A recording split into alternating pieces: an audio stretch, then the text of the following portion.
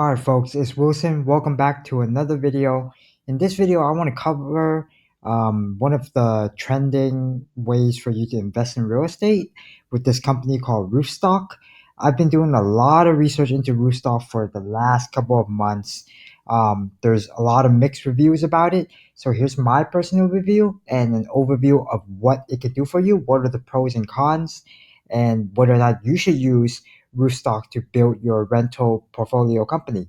So as you know, I'm a heavy investor in real estate. I love real estate. I believe it's one of the most easiest way to generate passive income, especially through rentals. But it is a lot of work in the beginning, right? You have to do a lot of research. You have to find the properties. You have to fly out there. And RoofStock is kind of a turnkey solution that allows you to purchase pretty, I would say, affordable um, turnkey properties that already have people renting it, and they handle the entire process for you, and it's super quick. Now this does come with downsides, which I will cover later in this video, but let's just pretty much start off with a brief overview of what RoofStock is and what it can do for you, right? So pretty much it's a marketplace.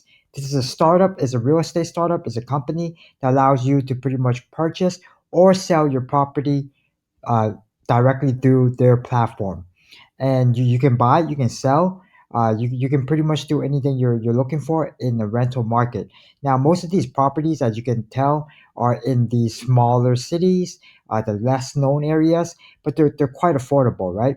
So most of these properties already have people renting, paying rent every single month. So if we look at the view properties, let's say you're a buyer for now, right? We're not going to be talking about seller side.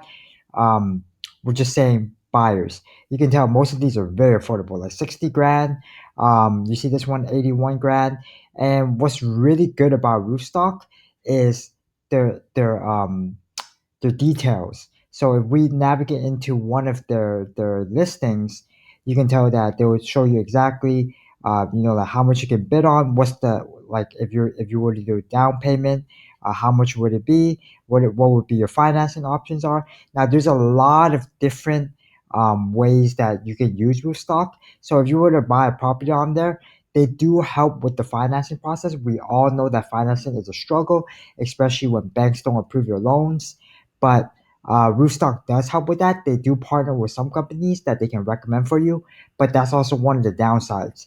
One of the downsides is that a lot of times when you go through with the buying process, you still have to go look for your own lenders and stuff like that.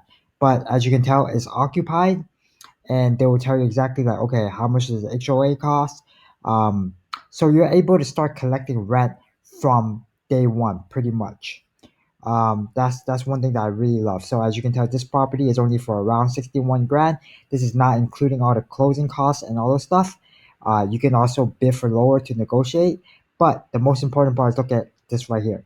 How much is the rental? So currently, this property is charging somebody that's living in the property $650 a month. And you can tell from here, they'll tell you exactly how much your total return will be in 5 years, 10 years, 20 years, or 30 years with the yearly cash flow. So from this property itself, I'm putting down 60 grand, around a little bit more, obviously, after closing costs and all those stuff, inspections. And you will be able to net this much, assuming that the person doesn't leave the rental, right? So this allows you to easily. So let's say you're living in California and this property is somewhere in like Alabama, then you're able to purchase this property and collect rent, collect the $650 of passive income every single month from the day you own the property. Now, how long does it take for this entire process to close if you were to buy from Roofstock? They say it's around 30 days. From what I've heard and from what I've read, from my experience, is more than 30 days because you have to go through financing, you have to go through the inspection, the appraisal, all the paperwork, and all the stuff probably takes anywhere from 30 days to anywhere like 90 days. But it's still a relatively quick process. Now, what are some of the even more upsides to buying and selling on Roofstock is the fees that they charge, right? So normally, property, you have to, when you're selling a property, you have to pay out pretty much 6% commission, which is split between the two brokers, the buyer and the seller. For this, Roofstock only charges the seller 2.5%, and as a buyer, you're only paying 0.5% for the marketplace fee.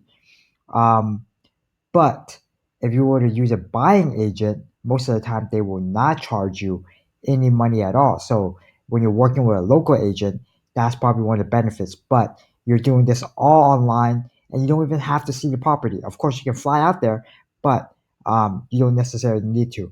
Now, going back to the amount of data that they provide about the property, they show you exactly the star rating of the neighborhood, if it's in a good neighborhood, right? Now, the most important thing that I found that was very useful is if you go to the analyst tab. Right here, they show you exactly what needs to be worked on. So you're not seeing the property, right? You're not flying out there. So you need to know if the bathroom needs to be repaired, and they'll tell you, right? The bedroom's functional, isn't good. HVAC needs repair. Now, all these things are going to cost you additional money. You got to remember that. So, yes, the property is 60 grand, but after fixing up all these stuff, fixing the bathroom, who knows what we need to fix in the bathroom, then it could be like 70 grand, 80 grand, 90 grand. Those type of expenses do stack up. So that's one of the downsides of using RoofStock. Now, another major downside is that they send you all the paperwork, all the contract, and all the agreements through online, right? So you're not, they're a startup company. Most of the people that they're employed with the company are not really industry experts like a real estate agent and their entire team can provide for you. So that's one of the downsides. And most of the time when you click on this talk to an expert button, you have to wait for customer support. Whereas with an agent, you're pretty much direct in contact with them. You're able to see them in person and they're able to walk you through the entire process. But again, it's like, what is your time worth, right? Are you willing to look for these cheap properties that you can just buy for a small price and get a really good return, start collecting rent from day one? Now you're like, okay, how do I manage these properties that I buy over the internet? Well, the good thing about RoofStock is that they also help you connect with property management companies. So you can pretty much, after you buy the process, after you go through the buying process, which is right here, they will give you a recommendation of property management options, right? As you can tell, these are local property managers. They'll tell you exactly what the fees are, and they'll start helping you collect rent and then fixing all these problems. But that does not mean that the property does not need any repair. You got to remember that. So, um, overall, to wrap it up, what do I think about Roofstock? I think is really great option if you're looking to sell a property on there because it's only 2.5%, whereas when you're normally having to pay 6%. As a buyer, there are a lot of things that I would need to worry about if I'm not working with a local agent.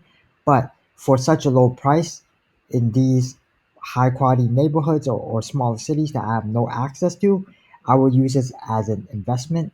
Um, I do think it could be a good option for you to kind of get your feet wet and have somebody handhold you throughout the buying process, kind of know how it's like, get your first financing deal and start making some passive income, investing in real estate. It's a great start. But as an experienced buyer that's looking to build a really big portfolio, I would definitely prefer to work with local agents. But this is a pretty much hands-off entire process for you to do it. So I do recommend you guys to check it out. Go through the resources. They have a lot. Um, they have the blog, they have the financing, they have everything that you need to learn about. Kind of just getting your feet wet when it comes to building wealth in real estate. But again, it does come with a lot of downsides. I have heard people say that there were agreement issues and stuff like that. And one of the other downsides is that they don't really have properties that are in my local area. Like, for example, in California or New York or in the bigger cities, they're all in these smaller cities. So that's my review. If you guys enjoyed this video, give it a thumbs up, make sure you subscribe, and stay tuned for the next one.